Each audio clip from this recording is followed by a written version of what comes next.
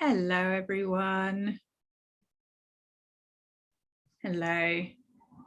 I'm seeing a lot of screens. If anyone wanted to turn camera on, then that is fine. If you'd rather not, that is also fine. Just give everyone a few minutes to come in, recognize some faces and some names. Okay. Right. Okay, I'll get started. Hello, everyone. Thank you for coming. I'll start with a little introduction. I'm Holly Race, and my first novel, Midnight's Twins, came out in June last year. It's a YA urban fantasy set between our world and the world we go to when we dream, and it's loosely inspired by Arthurian legend. The second book in the trilogy is called A Gathering Midnight, and it's published next month. Before I became an author, I spent about a decade working in script development for various film and TV companies. And this means I was responsible for coming up with ideas for films and TV series and finding intellectual property to option, such as novels. I also hunted for new scriptwriting talent and matched scriptwriters with ideas, worked with writers to pitch their ideas and then to write and edit the script. I'm very happy to talk more about that whole process and script writing in general at the end. If anyone's interested in that side of things, feel free to pop questions in the chat or the Q&A box, or just unmute yourself and ask at the end. Over the years, I've worked for Ardent Animations, working in their film department on Arthur Christmas, The Pirates and an Adventure with Scientists, and the Shaun the Sheep movie. Then I moved to London, where I worked for Working Title Films on the scripts that would much later become The Programme and Mary Queen of Scots. I moved into TV after that, working on the fourth series of Death in Paradise for BBC One, and what would have been the second series of Dickensian if it hadn't been cancelled. I then moved to Andy Serkis's production company, Imaginarium, as a development executive. Now, Andy Serkis is probably best known for his role as Gollum in The Lord of the Rings, and he was responsible in a big way for showing the world that motion capture technology could be paired with kind of serious, proper acting. So the Imaginarium wasn't just a production company at that time, it was also a motion capture studio. And a big part of my role was to find and originate television projects that would utilize motion capture technology in new and exciting ways. And that tended to lead us towards fantasy and science fiction projects. I went freelance a few years ago to split my time between writing and script editing, and I do now work with a handful of clients, both production companies and individual screenwriters. I can't talk in detail, unfortunately, about the projects I worked on at the Imaginarium because many of them are still in development, but there was contemporary sci-fi, action fantasy, fantasy romance, epic fantasy, you get the picture. What a lot of these fantasy projects had was IP, or intellectual property. IP is something that broadcasters and studios love. They love having source material, ideally with an existing fan base who will then become an audience. And this applies across genres, but it's probably most true, I'd say, with fantasy and science fiction, possibly because the budget's usually higher and the projects are therefore a little riskier. So it's nice for them to know that there's an existing audience already there. But despite the high budgets, fantasy has seen, I think, a bit of a resurgence on our screens since the early 2000s. We had, obviously, the Lord of the Rings movies and the Narnia adaptations. We had the His Dark Materials film. More recently, we've seen contemporary fantasy on the big screen with films like The Kid Who Would Be King and Fast Colour. What we had less of was fantasy TV series for a long time.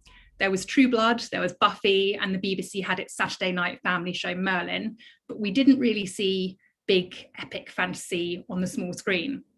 Now, I remember quite vividly, weirdly, sitting in the Aardman offices in Bristol reading about Game of Thrones being commissioned. And there was this sense of disbelief from the people around me because no one put high fantasy on TV, just wasn't the done thing. And there's a whole discussion to be had about whether Game of Thrones is fantasy first and foremost, or whether it's kind of political, historical. But the point is that it was a game changer. It marked a point in time when people were starting to realize that fantasy of all shapes and sizes could have a place in longer running formats as well as feature films. That in some case, actually, fantasy might work better as TV series because you have more time to explore the vast scope and casts of those worlds. And so we come to today where we have The Witcher, Good Omens, Shadow and Bone, news of a new Lord of the Rings TV series. Just so much of it. It's wonderful. Having said that, fantasy is a bit of a tricky beast to adapt, whether you're thinking of your story as a feature film, a limited series, or a returning series. I'm going to share my screen now. Hopefully this will work. Hopefully everyone can see a Lord of the Rings photo and fantasy novels. If anyone can't, please shout.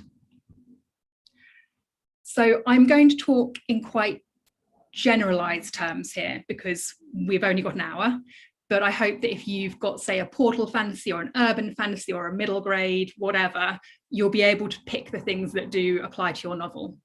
So most fantasies have these components: a magic system.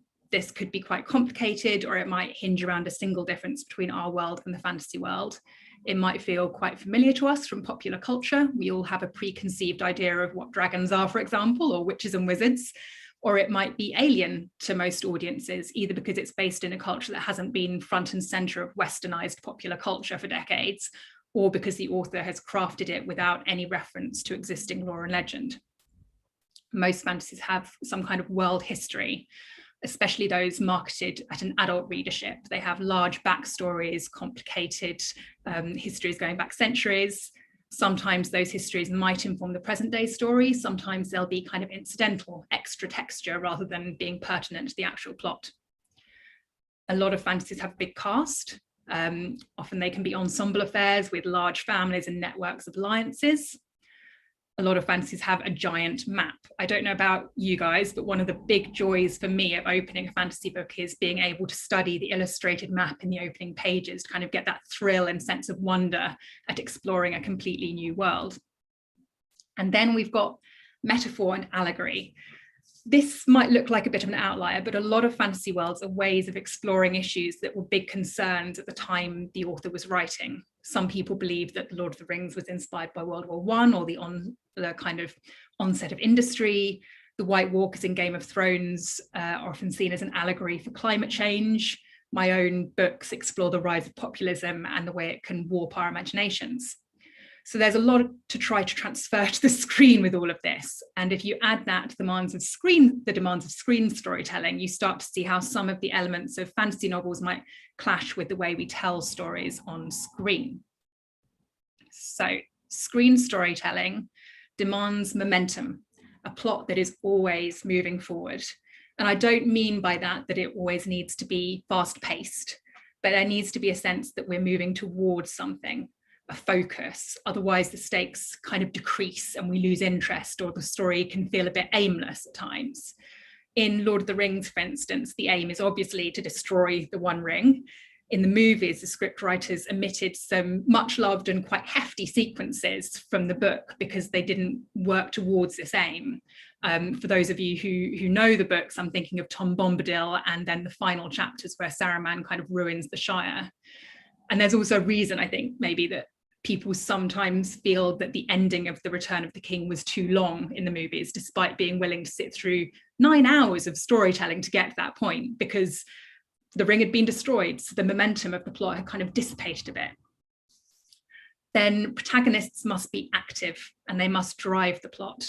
In a novel, we can take little detours. We can have main characters who don't necessarily do that much, or who don't take control of their narratives. And that's fine, because usually we have some kind of access to their inner lives and their emotions. We kind of understand where they're coming from and why they're not doing what they're not doing. On screen, we understand character through their actions. So a character who doesn't do anything, who doesn't make any decisions, it's very difficult to watch on screen. It's quite hard for us to kind of get behind them and root for them in the same way that we might be able to in a novel. Now, I haven't read the Shadow and Bone books, but I understand that there are some moments in the TV series where they make Alina, the heroine, much more decisive. I think in the book, there's a point where she wants to run away from the Darkling, whereas in the show, she decides to hunt the stag who could give her extra power. And that's quite a small change, it sounds like, but it makes a difference to the way audiences view her on screen. And the other thing you can do that's really great on screen is that you can get away with a character doing quite a lot of unlikable things on screen if the audience feels that that character is trying to control their own story, if they're the ones making decisions with a purpose in mind. This, I think, I have this theory that this is why villains are often so attractive on screen. It's not just because they're often played by very conventionally attractive people, it's because villains have kind of tunnel vision when it comes to their dastardly plans. Then we have exposition. Exposition is story death, especially on screen. For anyone who's not clear on what exposition is, it's where you explain something just for the sake of explaining it.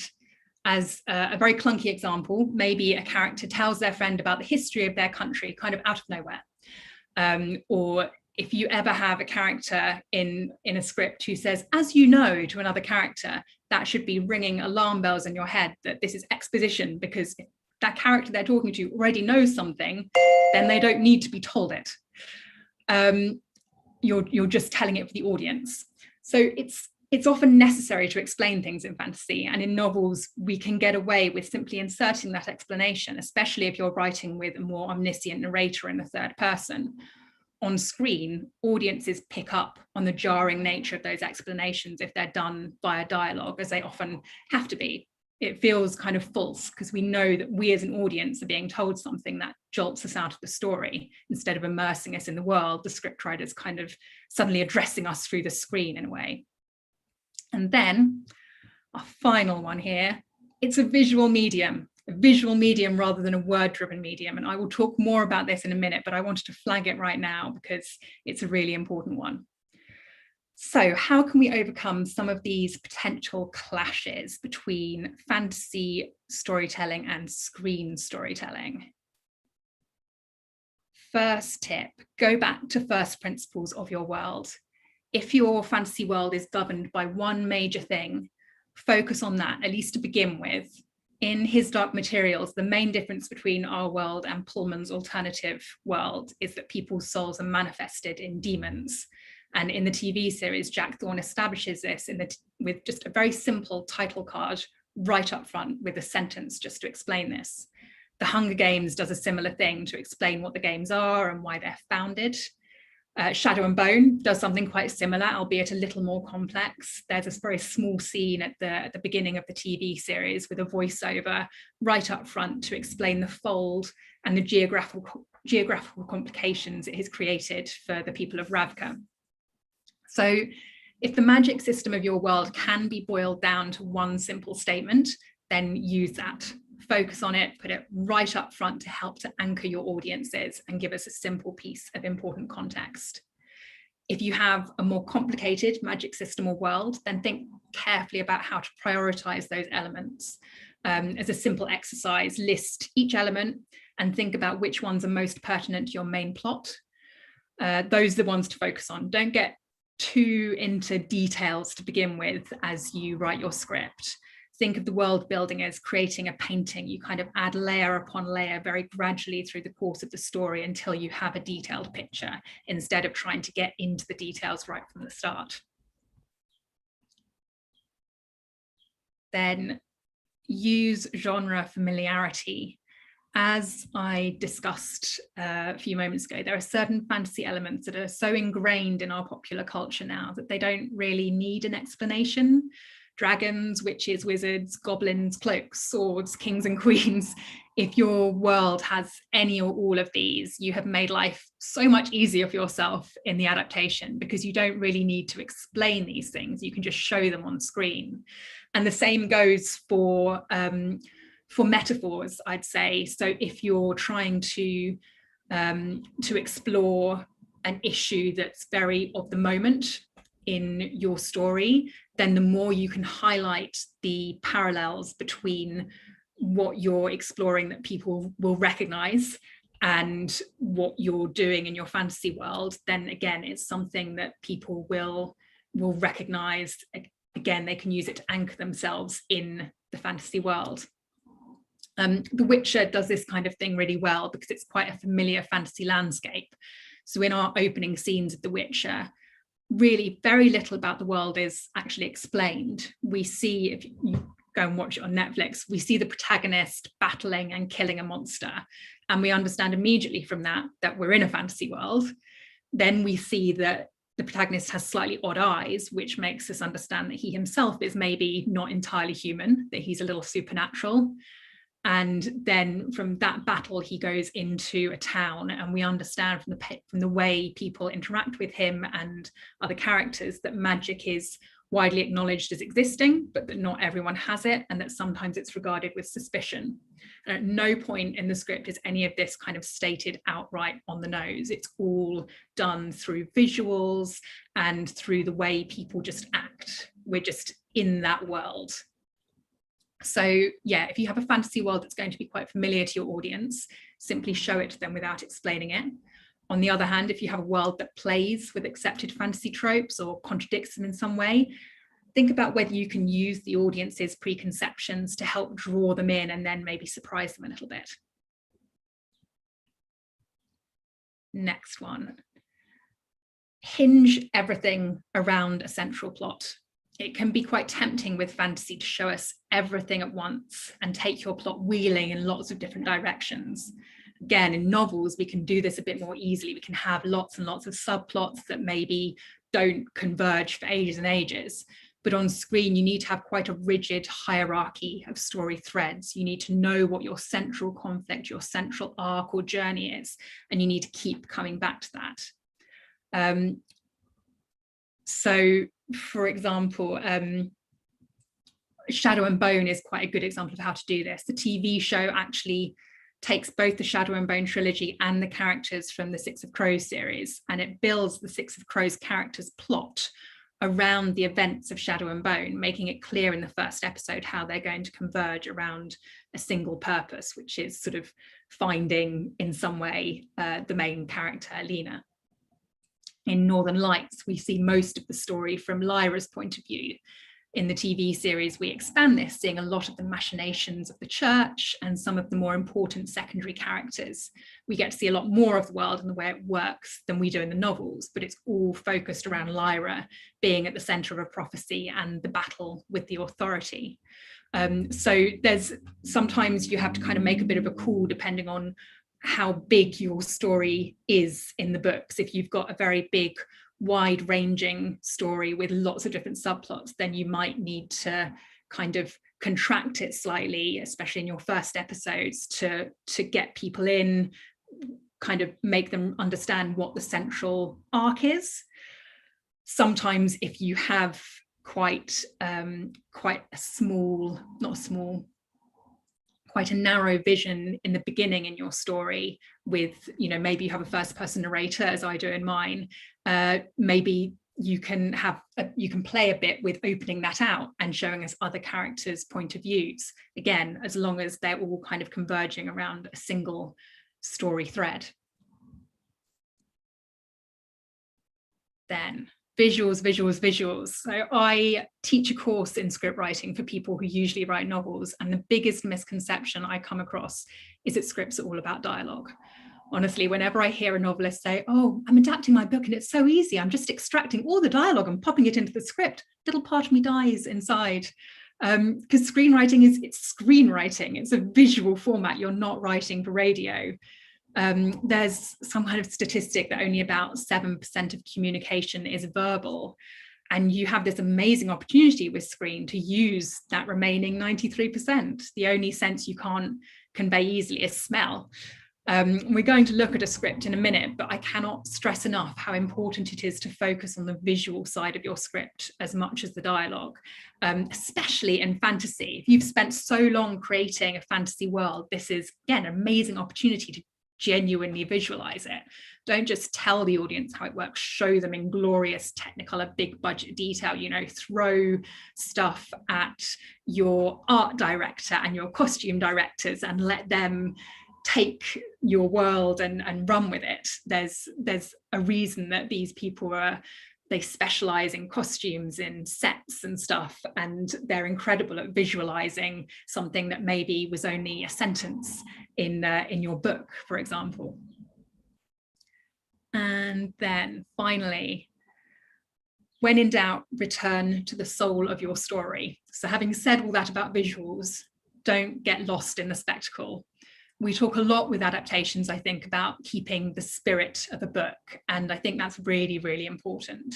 Sometimes when you're adapting something, you can't slavishly follow the book's plot on screen, because sometimes what works on the page doesn't translate to screen. You know, it could be a brilliant novel, but it just might not work on screen exactly as it is in prose. But as long as you can stay true to the thematic and emotional heart of the story, you won't go far wrong. So don't focus on spectacle and visuals for their own sake. People may love fantasy because it offers a portal into a new, exciting, sometimes escapist world, but they engage with stories because they care about the characters. You always have to keep it coming back to the characters. You know, why are we rooting for them? What's at stake for them? What are they trying to achieve and what's in their way? You know, you may want to show us lots of big battle scenes with death and gore, but an audience is only going to care about the outcome of that battle if we're genuinely rooting for some of the characters who are fighting. So we're going to take a look at the start of the pilot script for Game of Thrones now. This actually follows the book fairly closely, and there's a reason for that, which is the book does introduce its world in quite a filmic way. And if you want to pop stuff in chat, or ideally take yourself off mute and just say what you see, say what you're thinking, then that would be lovely. Then it's not just my awful posh voice talking at you for an hour. So this is the first part of the Game of Thrones pilot. Don't know if you can, hopefully you can all read this. So is there anything that stands out to you from this, from these first words?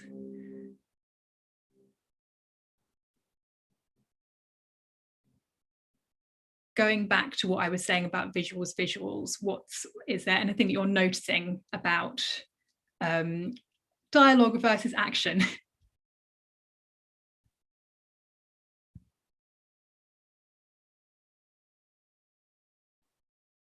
Yes, Louise has said in chat, no dialogue, exactly, absolutely no dialogue. But we do get a lot from this, don't we? So the first thing we see are a load of bodies, 8 corpses lie frozen on the ground, men, women, and children wearing heavy furs. The wind whips through their long hair. What does that visual, yeah, Dee said it starts visual, exactly. What does that visual tell us immediately? We've got, the first thing we see is corpses lying frozen on the ground, wearing furs. What is that telling us about the stakes of this world?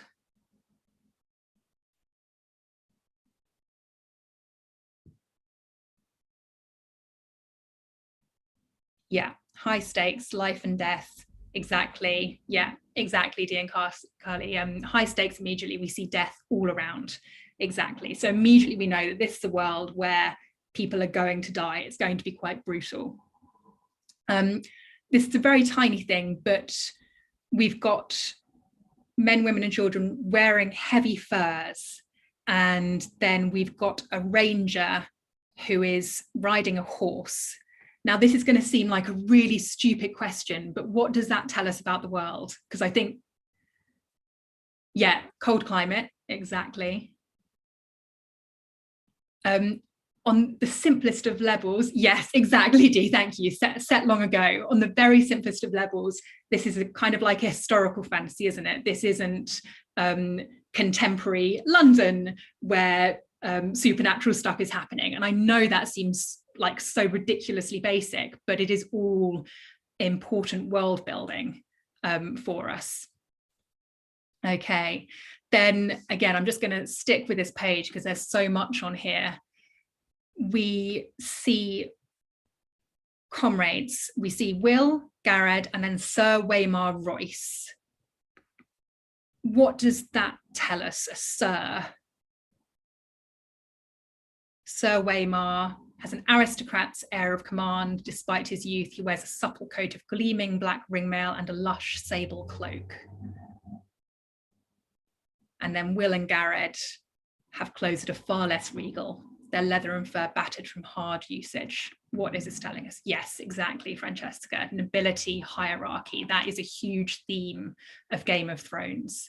And all of this is being shown to us in a way that it's not explicit, but we, as we see it on screen, we absolutely pick up what's going on here. We understand we're starting to understand the hierarchy, that this is lots of class divides going on. We understand this is a brutal world. Yeah, so lots just from those opening paragraphs. Then we get our first dialogue. And we have a little bit of conflict here.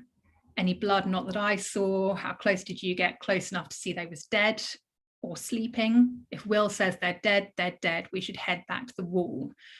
So again, we're not being told anything here, are we? We've got mentions of the wall. If you haven't read the Game of Thrones books, that is maybe a bit of like, oh, okay, what's the wall? It's a little bit intriguing. It's promising us that there is a world that we can explore. The clunky version of that would have said we should head back to the wall where we all live, and where we protect ourselves from the White Walkers. You know, it's very kind of realistic, which I know sounds weird for a fantasy, but yeah. Then we have our next kind of beat here, in that if there were corpses on the ground before, they are gone now, just at the bottom of this page. The three riders enter the camp. Their horses seem spooked, as if they smell a predator nearby. So what is this doing? We ourselves have seen the corpses a moment ago, and now they're gone.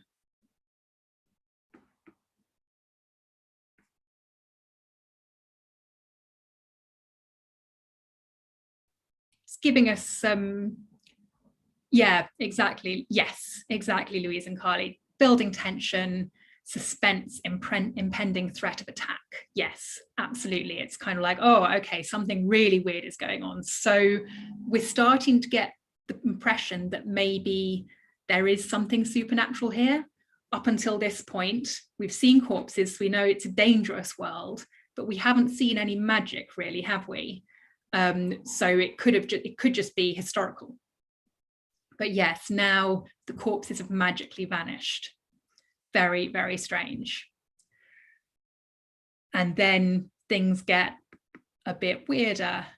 A shattered sword.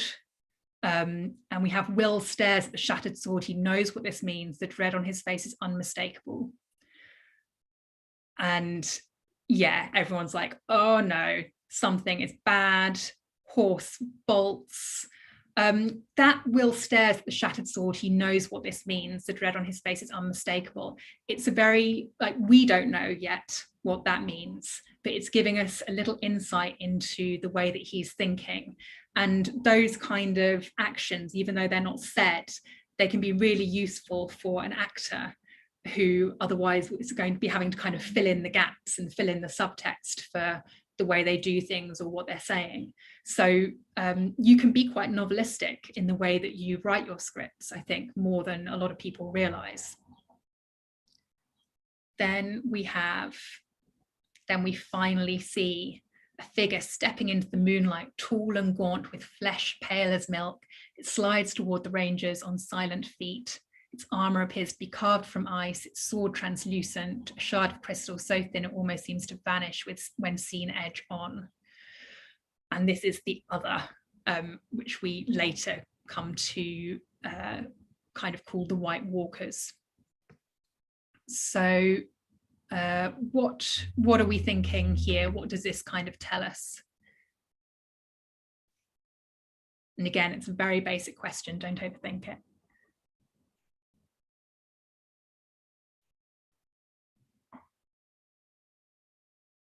Yeah, it gives us an enemy. That's absolutely right, Francesca. It gives us our kind of big bad for most of the seasons, although obviously for those of you who've seen the whole of Game of Thrones, they get dispatched quite quickly near the middle of the final season. It also tells us this is supernatural. It gives us our first sight of some of the magic of the world. Yes, exactly. We know that magic is definitely present. So this is quite an interesting way of opening, because actually the first season of Game of Thrones, there's relatively little supernatural stuff going on. We have Daenerys' dragons appear at the very end of the first season, and we have this at the beginning, and we have a little bit of it during season 1, but mainly it's about the political machinations of the human families. So it was quite important, I think, to introduce us to a world and say there is magic here as like a bookmark at the top, to kind of orientate us, and then it goes into the character stuff and the getting us engaged with who these people are, making us choose who we're rooting for, and kind of forgets a little bit about the magic until the end of season 1.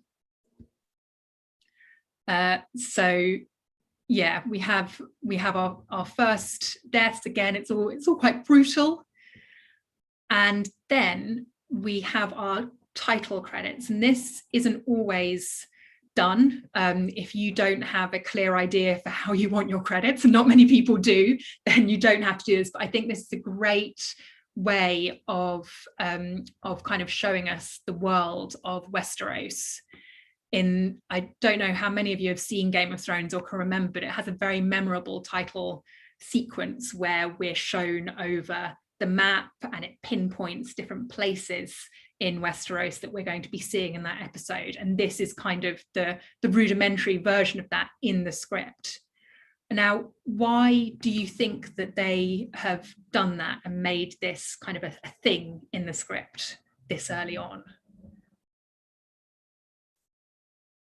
If you think back to what I was saying about fantasy tropes.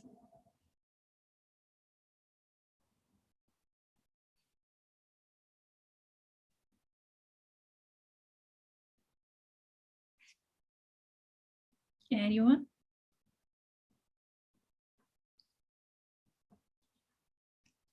It's about showing us the vastness, I think, of the landscape.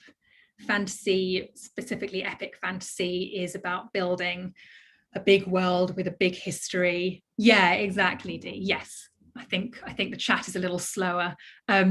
Yes, you know the scope of the fantasy world, and as Louise said, it's useful because as an audience we know the landscape of the land and where all the characters are in this world. Yeah, that's absolutely right, both of those.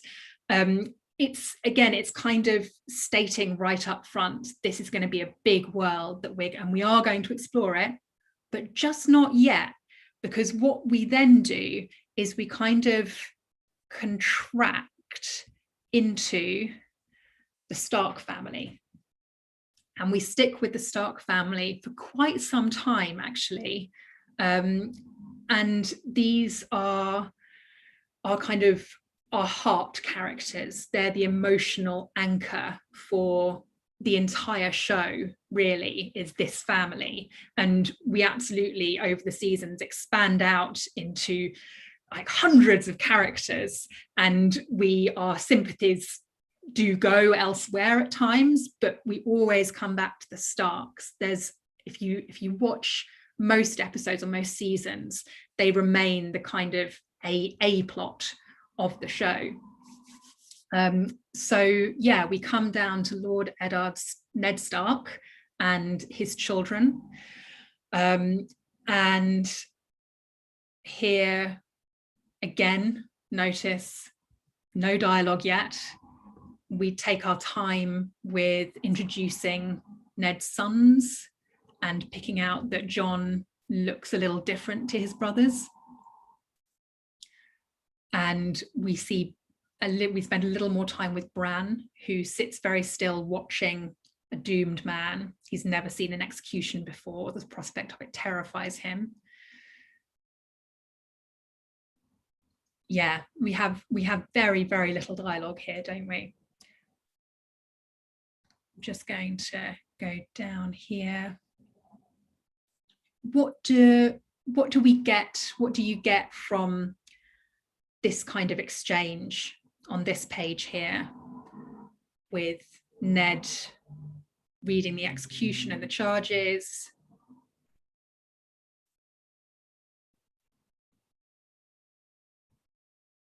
Anything else?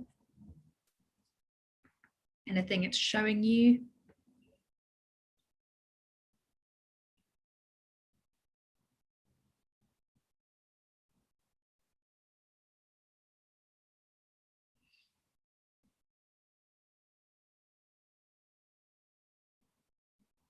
Aware the chat might be quite scary. Here we go. Yeah, Carly. Shows who Ned is without being too clunky about it. He's the head of House of Stark. Yes, exactly. It's taking us back to the hierarchy, isn't it? It's showing us that we're in a kind of aristocratic sort of world. And again, that it's brutal, quite brutal. He's not exactly being given a fair trial necessarily. This is just the way that things are done. Again, it's all showing us the way that things are done in this world without telling us. But then what we have, I've skipped a little bit of the script here to get us to Ned talking to Bran. So Ned is the head of House Stark. Bran is his youngest son. And Ned says, "You understand why I did it. Jon said he was a deserter. He was in the Night's Watch and he ran away. True enough, but do you understand why I had to kill him? King Robert has a headsman." Then on the next page, he does, as did the Targaryen kings before him. Our way is the old way. The man who passes a sentence should swing the sword. Then Bran says, "Is it true he saw the others?" You heard that? The others have been gone for 8,000 years. So what is that telling us, that whole exchange? It's telling us quite a lot, isn't it?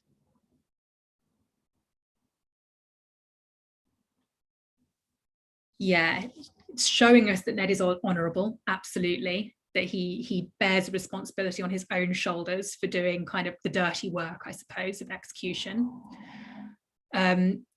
It's giving us a lot of hints as to what we're going to discover about this world. We hear mention of Targaryen kings, we hear mention of King Robert and his headsman, and we also have Bran say, "Is it true he saw the others?" And then the others have been gone for 8,000 years. So what is that telling us?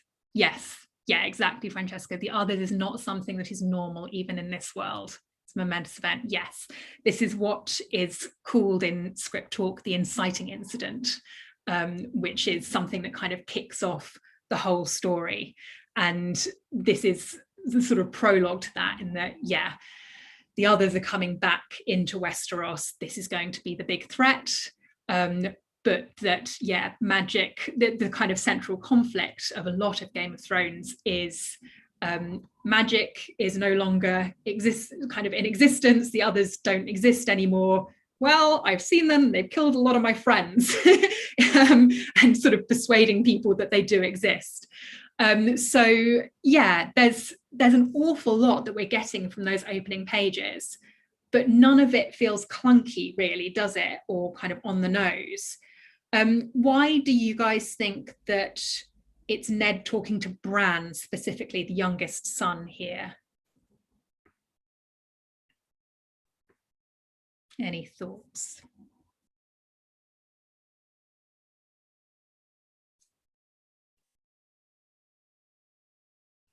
Yeah, exactly, Dee. Bran's kind of stand-in for the audience. And sometimes when you have those characters who are younger or who are new to a world, if you have a portal fantasy, for example, then you can get away with sort of sliding a little bit of exposition in there, because it's very natural that they would be asking these questions or having having to be taught this kind of information. It would, I think, have played out very differently if Ned had been talking to his eldest son, Rob, for example, because Rob should know all this already. It would have felt a little bit more hokey, wouldn't it? So I'm just going to stop sharing now. That was quite a quick little whiz through Game of Thrones and a fantasy script, very classic fantasy script. Just for those of you who remember Game of Thrones, can anyone think about what we're not taught by this point in these openings of 10 pages or so?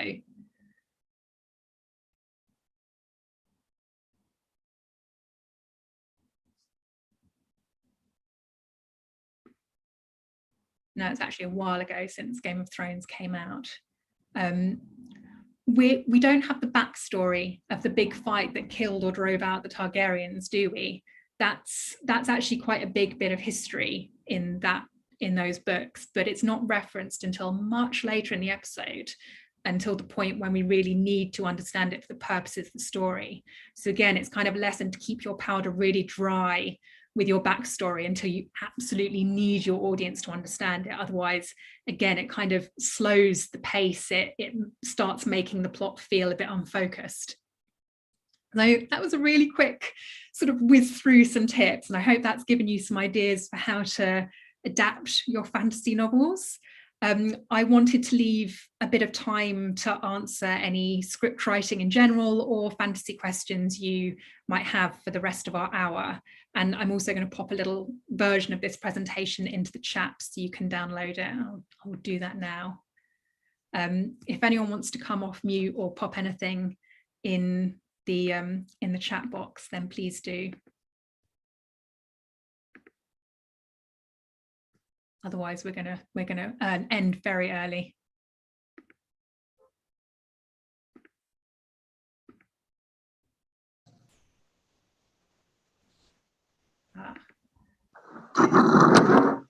Hello. Hi, Rachel. Hi. Yeah, thanks for that. That was really interesting. I had a question that if you're writing a fantasy novel that you would like to see adapted one day, do you have any tips other than making it quite fast-paced, cliffhangers, so it could be turned into a series? For instance, is it better to think about budget concerns like a single location or where it might be filmed or a smaller cast? Is there anything worth keeping in mind so you've got more chances of your work being picked up? Honestly, no. I really wouldn't worry about budget constraints, and I wouldn't, to be perfectly honest, I wouldn't think too much about about writing a novel with adaptation in mind, in a way. So when I was reading books with adaptation in mind, I suppose there were a few things that were kind of front and center for me, and really budget didn't come into it because production companies are very clever nowadays about finding ways of doing things on the cheap if they can't afford something, or they will say to the scriptwriter, we can't afford a massive 10-minute battle, do you think you can cut it down to 5 minutes instead, for example? And then the scriptwriter would be like, yes, okay, I can make that work, that's fine. The things that I would bear in mind were, are the characters active? And if they aren't, is there a way of making them active that doesn't kind of diminish the spirit of the story? And then kind of, does this feel the same but different, which is something that commissioners want all the time, the same but different. Is this going to, do we know that there is an audience for this because it is similar-ish to a very popular show or film, but is it different enough that it's not going to tread on any toes or feel like it's being derivative? So those are the kind of main things, really. And then a lot of it came down to whether the production company were looking for something of that tone, genre, subject matter. So a lot of it is kind of just the luck of what people are looking for in that moment. Okay. which you obviously can't really proof against, unfortunately. Tracy has said, what are your recommended reads for best world building? Oh, that's a really good question. I don't have an answer for that. I don't think I've read any books on world building. Tracy, if you have Twitter or something like that, follow me for like the next 24 hours and I will have an ask around of some friends and see if they've got any recommendations. And I'll get back to you on Twitter on that, if that's okay. Can I just ask, have you got a favourite book that kind of inspired you to move forward with kind of fantasy writing? Fantasy writing, a book as in kind of like a practical writing book? No, just a book that you read that you found quite inspiring, that kind of spurred you forward for your direction. I don't think it was a single book, to be honest. I think it was just a general love of reading. I mean, I read His Dark Materials a lot as a kid, so that probably had a big impact on me and the kind of thing that I enjoy writing. But yeah, I've just always been a big reader. You can tell from all of the books behind me. Yeah, sorry, Tracy, I don't know if that's particularly helpful. No, that is. I've not written, but I'm just very interested in the genre because I'm more crime writer. But it just feels something that's very. There's obviously a lot of work involved in kind of creating your world and all the elements to it. It sounds, there's a lot of work to it. It's just a lot of creativity and imagination required. So yeah, very interesting area. Yeah, I think I always really liked escaping into fantasy worlds as a teenager because I didn't have all that. I had quite an interesting time as a teenager at school, so I wanted a bit of escapism a lot. So I think that probably had a big impact.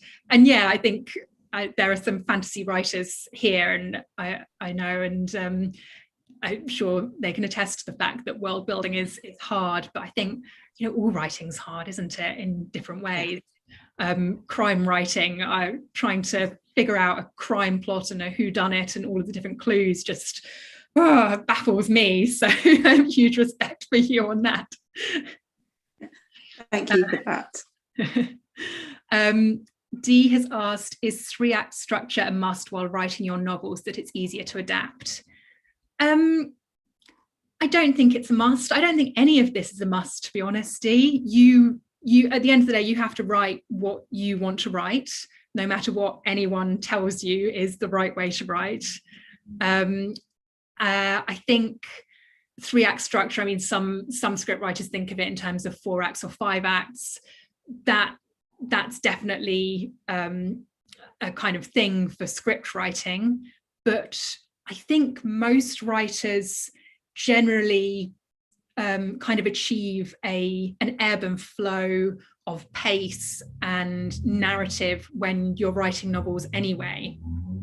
And then it's down to the screenwriter to take the kind of climaxes and the lows and the little moments and shape them into something that will be compelling to watch on screen. So I know it can help maybe, but it's definitely not going to be the thing that defines whether your book gets optioned by a production company or not, for sure. I think, yeah, at the end of the day, just write the way you want to write, because whether your book gets optioned, it's not going to come down to structure. It's going to come down to a whole load of probably quite vague things that are out of your control, mainly about, is this what people are looking for right now, as I said to Rachel. Louise has asked, if there was a book you wanted to adapt into a screenplay that wasn't your own book, how would you go about that? What is the process for adapting a book that isn't your own? Do you write it first and then pitch it before or after getting the rights?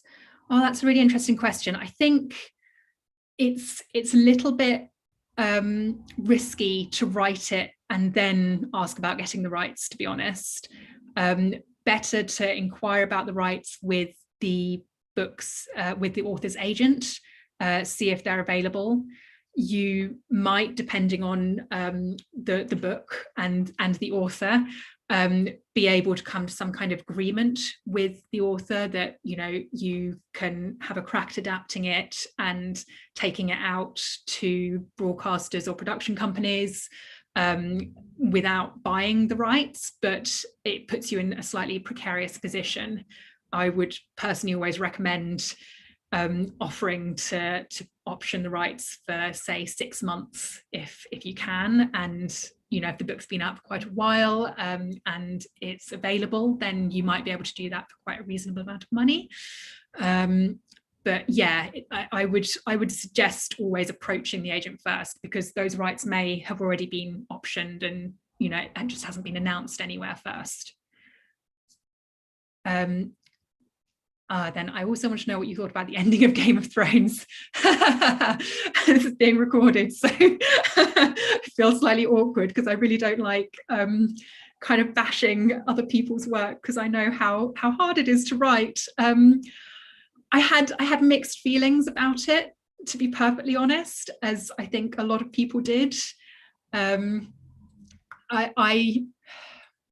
You know, it's hard because we don't know how the books are going to end. I think broadly speaking, it was faithful to the books. I think it was maybe a shame that thematically it ended up being that you can't really escape who your family is.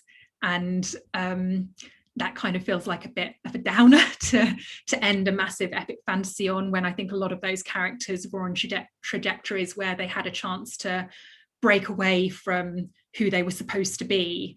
And it all came back to, oh no, back in your box, you are going to be the person who has sex with his sister and stuff like that. So yeah, I felt a bit down about it, and it wasn't my favorite ending to a series. I don't know how, I think I sort of mentioned earlier that the way that the White Walkers and the Night King was dealt with was slightly odd, in that it ended obviously kind of episode 3, I think, of the final season. And given that that was the big bad, that was always going to make the final episodes feel a little bit odd. But I don't know actually how I would have dealt with that differently, given that we have two very, very different storylines going on. You've got the hierarchy in the Game of Thrones, and you've got the White Walkers and the kind of allegory for climate change. So yeah, I will be very interested to see what happens in the books and if they do anything differently. And I think much as there was a lot of outcry about how that ended, we shouldn't forget that a lot of work and hundreds of people put a lot of time and effort into that. So I just feel very sorry for them that it didn't end with the kind of celebration that something that was such a game changer should have done, in a way. Rachel has asked, I wondered roughly how much an author gets if their book is optioned or turned into a DB series. It depends.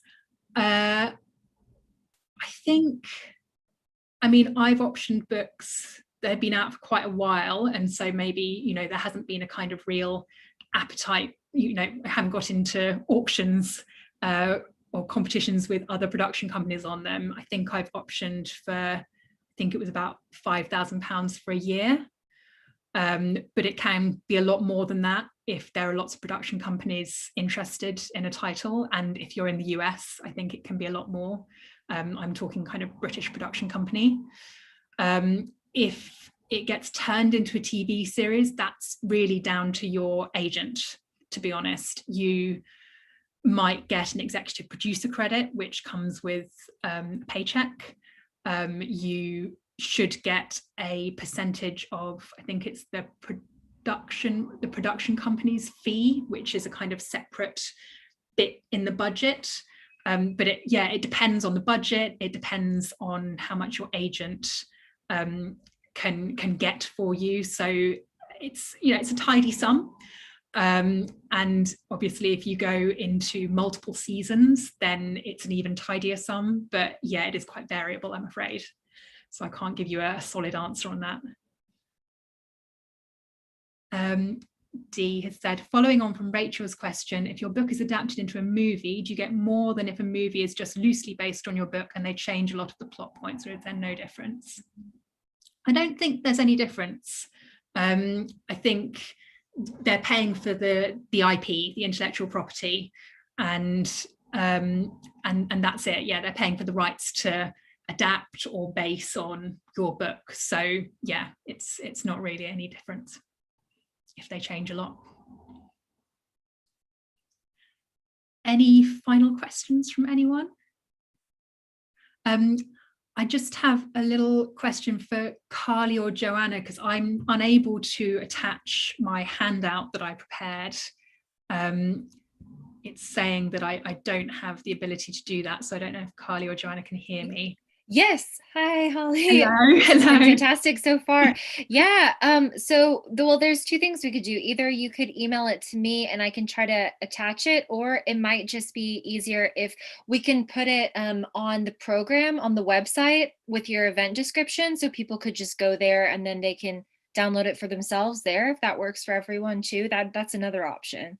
Yeah, that's fine by me. If it's okay with everyone else, I'll email it to you now, and then yeah, it can just go on the website. Okay, perfect. Thank you so much. If you could email it as a Google Doc, that's perfect. And then we'll just have it up there so people can just head to the program and then they'll be able to find it there. Brilliant. Lovely. Well, if there are no other questions, then we'll leave it there. Thank you ever so much, everyone, for coming. And yeah, if you've got any follow-up questions, then do feel free to hit me up on Twitter and I'll get back to you as soon as I can. Thanks very much. Hope you have a great day.